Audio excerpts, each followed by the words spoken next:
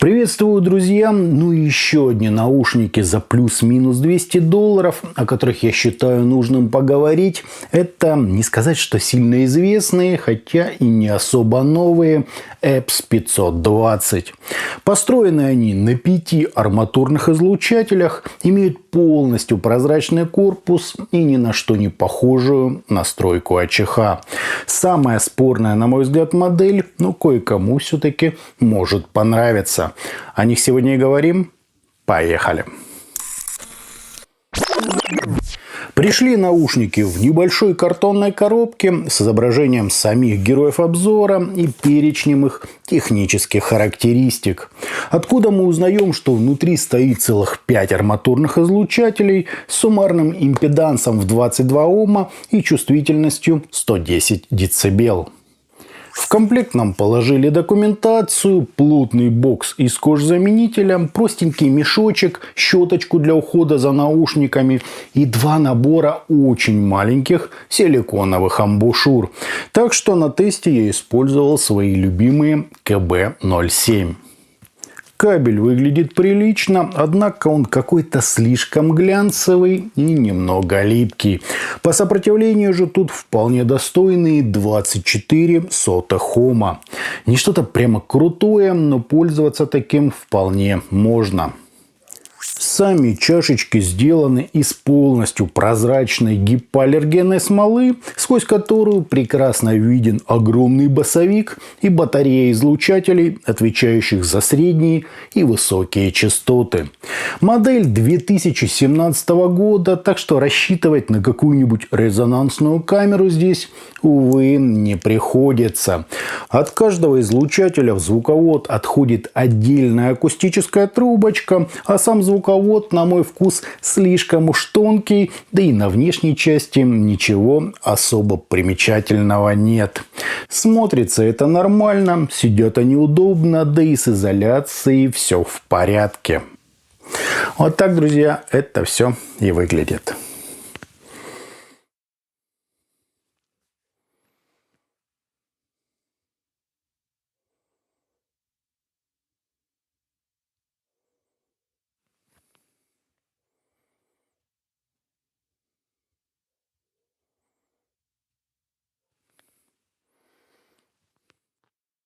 На измерениях у нас довольно быстрый, как в игровых решениях, импульс, небольшие расхождения между каналами и искажения в пике, достигающие 0,36%, что очень неплохо. Фаза ведет себя естественно, а с возмущениями на 30 и 60 дБ вы можете ознакомиться на графиках водопадов. По АЧХ же мы имеем подъем низких частот всего на 5,5 дБ с пологим таким переходом на середину. Куда более выраженное выделение области разборчивости с пиком на 1,9 кГц. И еще 3 акцента на 3,5, 6,3 и 8 кГц ровно. После чего нам аккуратненько все увели на второй план. Говоря откровенно, я не понимаю, что обозначают выделенные здесь частоты, и даже не представляю, с чем бы это можно было сравнить. Что-то общее есть и с Харманом, и с ВДСФ, но это если совсем абстрагироваться. По характеру EPS просто сверхэкспрессивные, не особо яркие, но со значительным таким уклоном в верхнюю часть диапазона. При этом у них есть все элементы, свойственные наушникам за плюс-минус $200. Теплый аналоговый окрас, приятный слуху тембральный объем, насыщенность, явно выраженная мелодика и, конечно же, масштаб. Плоский зажатый звук – это совсем не про героев обзора. Тут, скорее всего, ярко, драйвово, с высочайшей динамикой и очень приличным разрешением. В качестве минуса отмечу лишь некоторую несбалансированность. У низких частот тут нет глубины и чувствуется легкий такой провал в области, отвечающей за базу у мужского вокала. Знаю, это далеко не редкость, однако здесь это прямо-таки бросается в глаза. А так у модели есть все. Отличная выразительность, мелодика, неплохо согласованные излучатели, теплый аналоговый окрас и магнетичное такое вовлечение в материал. Если послушать их минут так 30-40, ничего другого уже, друзья, не захочется. Но из-за большого числа довольно резких пиков на высоких значениях громкости здесь точно будут искажения. Да и в плане натуральности модель не сказать, что близка к оригиналу. Музыку слушать, без сомнения, мне было очень интересно, однако смотреть в них какие-нибудь познавательные передачи или играть в компьютерные игры я бы, наверное, не стал. Бас текстурный, не особо глубокий и не выходящий на передний план, но там, где он нужен, его в принципе хватает. Серединка заметно так тяготеет к своей верхней половине, тем самым естественно подчеркивая разрешение и динамику, но в то же время добавляя в звучание эдакие нотки агрессии и значительно маскируя низ. Да, производителю удалось, так сказать, выдержать баланс, грамотно насытив все сочностью. Но если вслушаться или сравнить их с каким-нибудь референсом, то подача здесь довольно-таки спорная. Привыкнуть к ней, естественно, можно, но тогда уже все остальное начнет казаться каким-то несбалансированным и кривым. При этом на высоких частотах какого-то акцента тут не делается. Тарелочки и другая перкуссия звучат весьма правдоподобно, то есть с телесностью, разрешением и неплохой такой разборчивостью. Да и вообще, в силу полностью арматурной природы наушников, такие параметры, как скорость, удар, разделение и уровень прорисовки всяких мелких деталей здесь буквально зашкаливает. По-другому арматурные излучатели и не готовятся. Но сам характер звука тут все-таки фановый. Я бы их советовал лишь тем, кто уже устал от Harman, VDSF и других классических таргетов и хочет, так сказать, пощекотать себе слух. По стилистике они точно не для агрессивной музыки и не для чего-то академического, танцевального или джазового.